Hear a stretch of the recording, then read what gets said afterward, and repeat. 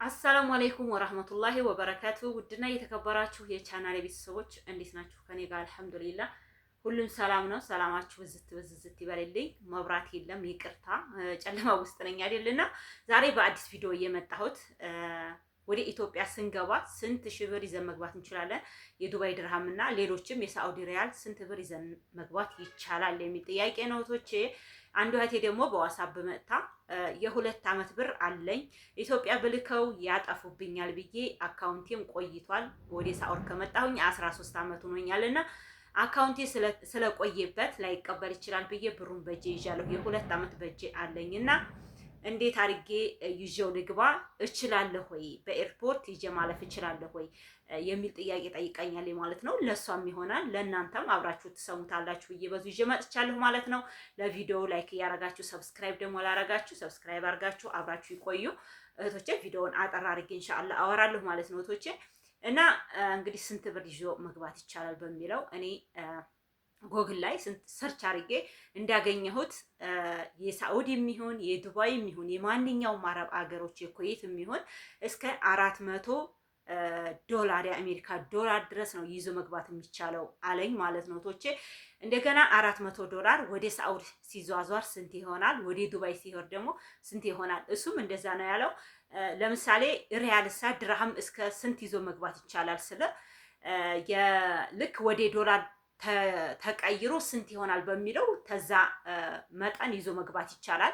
ከዛ በኋላ ትንሽ ማሳወቅ ይቻላል። ጉምሩክ አካባቢ ትደርሱ ጉምሩክ ላይ ማሳወቅ አለባችሁ ነው የሚለው ህጉ ማለት ነው። ቶች የህጉ ማለት ነው። በእርግጠኛ ብዙ ጊዜ ያው ህግ ተከትለን አይደለም እቃ ይዘን የምንገባው። ማንኛውንም ነገር አይ ችግር የለውም ብለን ይዘን እንገባለና። ስለዚህ አንዲት እህቴ ያለችኝ እንግዲህ እስከ የሁለት ዓመት ብላለች። የሁለት ዓመት እንኳን ትንሽ እንትን ሊል ይችላል።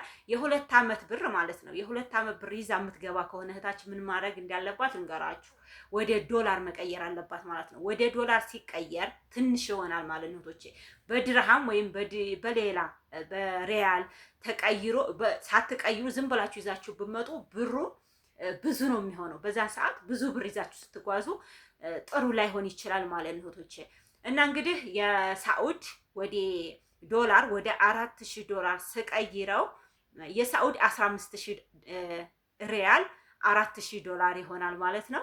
የዱባይ ድርሃም ደግሞ 14680 ብርም ሆነ ማለት ነው 4000 ዶላር ማለት ነው እህቶቼ። እና ይሄን ነገር እናንተ ማድረግ ትችላላችሁ ማንኛውም ቦታ ማለት ነው።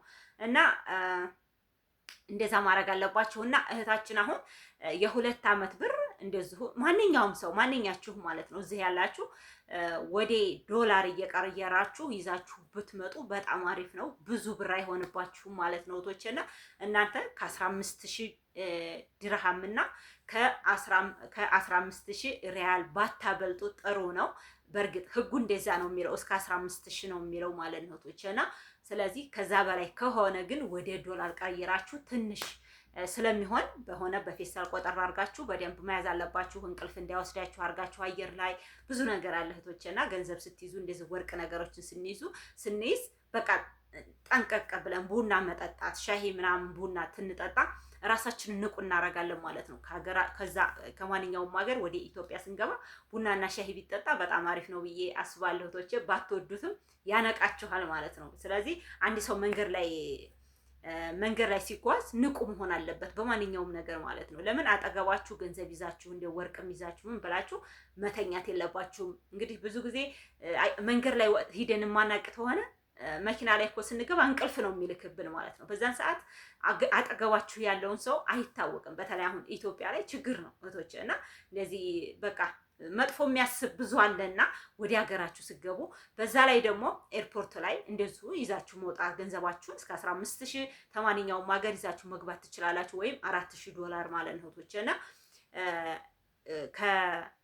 ይዛችሁ መጥታችሁ ብሩን ማለት ነው ይዛችሁ መጥታችሁ ኢትዮጵያ ላይ ሲሆን ኢትዮጵያ ላይ እስከ 1 ወር ድረስ ወደ ብሔራዊ ባንክ ይዞ ሂዶ ዘርዝራችሁ ባንክ ማስቀመጥ አለባችሁ። ከዛ በላይ ከሆነ ግን ጥሩ አይደለም የሚል አይቻለሁ ማለት ነው። እዚሁ ጎግል ላይ እህቶቼ እንግዲህ ከአረብ ሀገር ወደ ኢትዮጵያ መጥታችሁ እስከ 1 ወር ድረስ ነው መቀመጥ ያለባት ብሩ ማለት ነው። እንደው ባንክ ያላስገባችሁት ከሆነ ማለት ነው። ስለዚህ እስከ 1 ወር ድረስ ከተቀመጠ ከዛ በኋላ ወደ ባንክ መቀመጥ አለበት የሚል ነው ማለት ነው እህቶቼ። ሌላኛው ደግሞ እንግዲህ እንትን ምንድነው ባንክ የባንክ አካውንት ማለት ነው።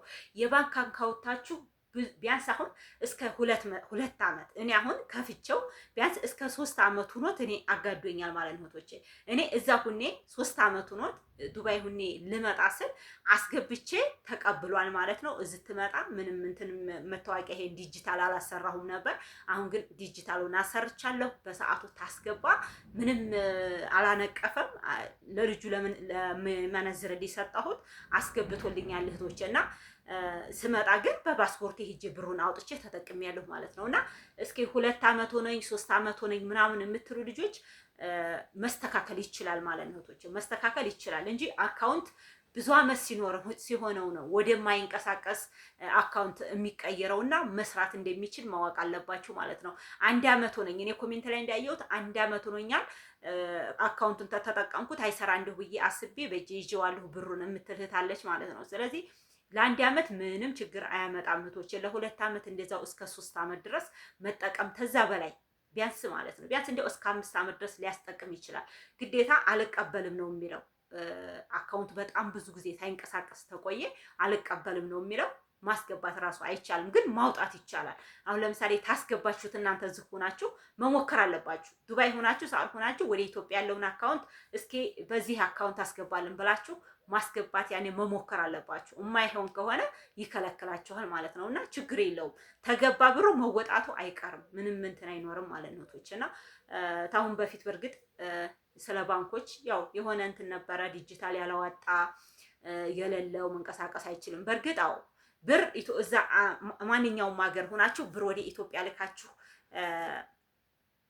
ኢትዮጵያ ልካችሁ አስገብታችሁ እዚህ መጥታችሁ ዲጂታላችሁን አውጥታችሁ ብራችሁን ማንቀሳቀስ ትችላላችሁ እህቶች። ስለዚህ አሁን ላይ ተዝቀደም ተከልክሎ ነበረ። ቢያንስ ከ1 ወር በፊት ግንቦት 6 ምናምን እስከ ግንቦት 7 ግንቦት 8 እንደዚህ ተከልክለው እስከ ሰኔ መጨረሻ ድረስ ደግሞ ተብሎ ብሔራዊ ባንክ በመሴጅ ትልክ ነበረ ማለት ነው። እስከ ሰኔ 30 ድረስ እንደገና ሁለተኛ መለቀቁን ነው የሰማነው ማለት ነው። እና ከዛ በኋላ እንግዲህ ለምሳሌ አዲስ አበባ ምንድነው አረብ ሀገር ያሉ እህቶች ብር ቢልኩበት ኢትዮጵያ መንቀሳቀስ ይችላል። ግን ሲመጡ ማውጣት የሚችሉ ማስገባት ትችላላችሁ።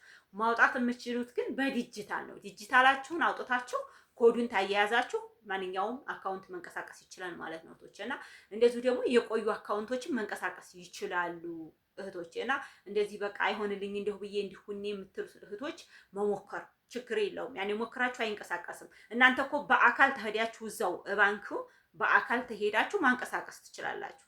ለምን ብር አስገብታችሁ የምታዋጡበት በቃ ያኔ የምትስራሩበት ከሆነ በአካውንቱ በቃ ተላይ እየሄደ ማለት ነው። ልክ አሁን እንደ ዩቱብ ማለት ነው። ዩቱብ ፖስት የማናደርግበት ከሆነ እየዘቀጠ ነው የሚሄደው ማለት ነው።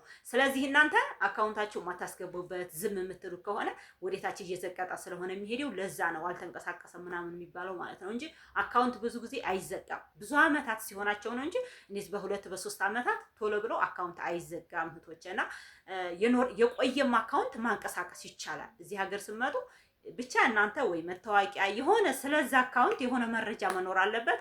እናንተ ካላችሁ እዛ በአካል እዛ ባንክ ትሄዳችሁ ማንቀሳቀስ ትችላላችሁ ማለት ነው። እና እንግዲህ ከማንኛውም ሀገር ብር ይዞ መግባት ይቻላል። ግን ብር ይዛችሁ ባግቡ ላለሁ እዚህ ላይ ማለት ነው እህቶች፣ ብር ይዛችሁ ባግቡ በእጃችሁ እዛ ሆናችሁ ብራችሁን በቃ የእናንተ አካውንት እምቢት አለ የማይንቀሳቀስ ከሆነ የቆየ ከሆነ ለሌላ ሰው ለምታምኑት ሰው ብራችሁን አስገብታችሁ መጥታችሁ እዚህ አካውንታችሁን ዲጂታላችሁን አውጥታችሁ አካውንታችሁን አንቀሳቅሳችሁ እንደገና ብራችሁን ተባንክ ማዟዟር ይቻላል ማለት ነው እህቶች። እና ብዙ የሚያሳስባችሁ አይደለም። እስኪ እናንተ ደግሞ ኮሜንት ላይ ይሄ ነገር ያሳስበኛል የምትሉት ነገር ካለ ኮሜንት ላይ እመልስላችኋለሁኝ። ጻፉልኝ ማለት ነው። ላይክም አድርጉኝ። ሰላማችሁ ብዝት ይበልልኝ። አሰላሙ አለይኩም ወራህመቱላሂ ወበረካቱ።